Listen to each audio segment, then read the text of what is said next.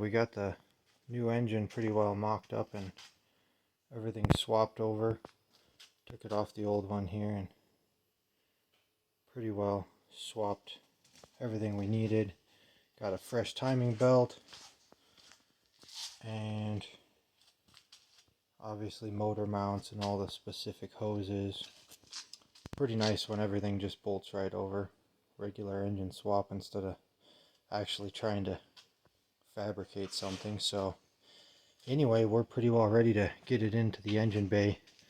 I did not have time to mess with the wiring. I ended up I'm going to pull it up to the top of the firewall for now so I can go back in and do it later with the engine in there. So yeah, I did pressure wash it, but man, a lot of that soot and stuff from when I was testing it, it just does not come off without some serious scrubbing, and so that's not going to happen right now either, but it is relatively clean. Not that you can really tell, but anyway, yeah, the other exciting thing I got is I had my brother-in-law help me, and I had a bunch of issues with my adapter to get this crazy GTC 2262 from Finland adapted onto here. It's like a T3 manifold that, I don't know if you can see that, but it's like sideways or vertical. So I had made an adapter with 2 gaskets, and we've got the vanes slammed closed for most of the time to get it to spool up like it does. If you guys had watched the videos to start with, it's starting to make boost at like 1400 RPM, which is pretty crazy for how big it is. I mean, it's going on the size of the cylinder head on this thing, so it's pretty big. And anyway, with so much exhaust manifold pressure, like pretty much running 30 psi EMP all the time, if not higher, it'll spike clear up to almost 40, and that was just blowing out those gaskets. I could not find anything that would not just either blow out or just leak around the bolt holes and everything. So we went ahead and welded that thing up, so it's back in action and ready to go there. So we are pretty well ready to set this thing in. Got everything done on the back side that I wanted to. Everything's pretty well on there, so I don't have to get to a whole lot of stuff. And we got the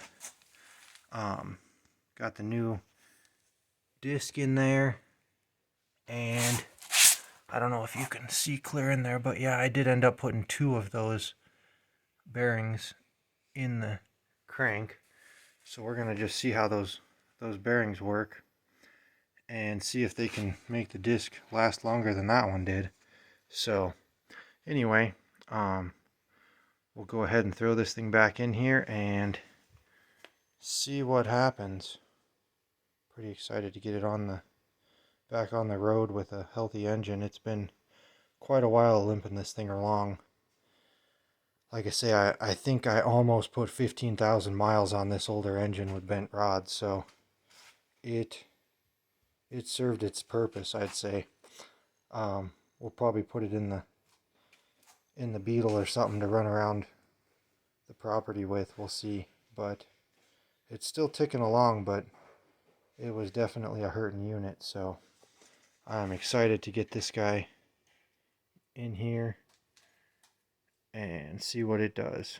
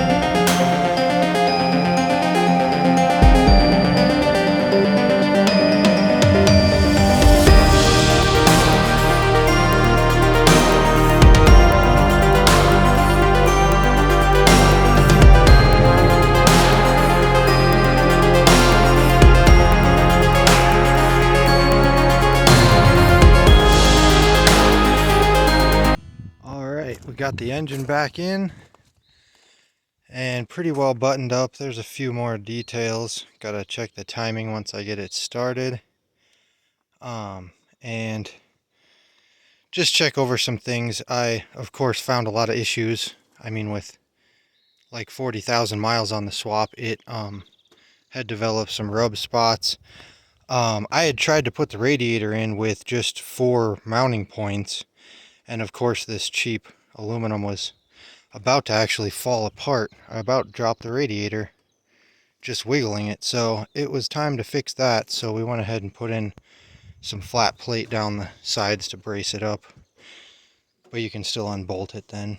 And then you can see here the turbo is now welded to the manifold there, so we're going to see how that goes. It did put it in a whole different clocking position, so I just have a down pipe on it right now, and we had to redo all the intake and everything else, and then moving the radiator made the pipes get in the way, so I had to adjust there. There were a lot of little things, and honestly, having this thing down for 3 weeks, I could not believe how many things I needed to do with it. We're going to try to get it fired up here. So I can already tell the clutch feels great. That is one thing I like to do. The first thing, as soon as I've got it bolted to the transmission, is hook up your clutch and make sure your clutch works. Because with these swaps, both clutch job swaps I have done, there's been issues with alignment and just the right throw out bearing, all kinds of stuff. And of course you get the thing halfway put back together and realize the clutch doesn't work. So needless to say, I've learned after doing that probably 5 times to not let that get away from me. I go ahead and test out the clutch very first thing before the motor mounts are even in. So anyway, I don't have much on the history on this engine. It's like 200 some thousand miles. Hasn't ran in quite a while, so we'll see here. It had decent compression, but it seemed like the valves are probably all dirty. So we're gonna try blow the cobwebs out of this thing and see if she'll be a runner.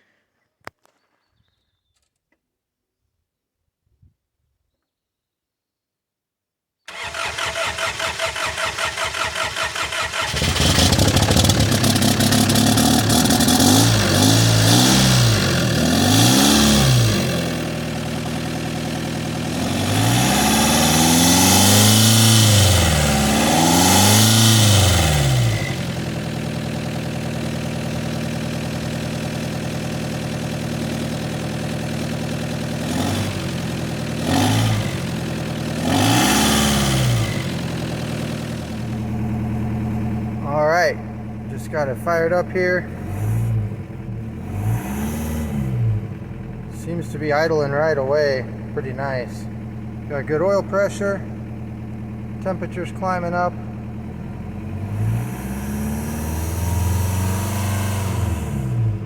That sounds pretty healthy.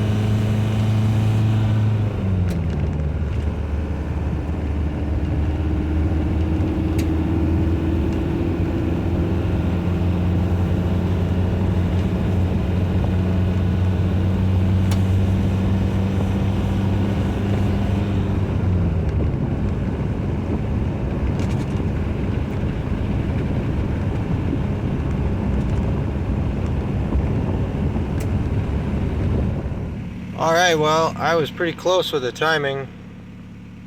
It's a little low. I can bump it up some, but anyway.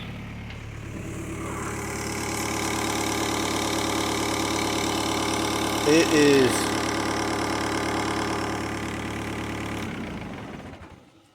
definitely running beautiful.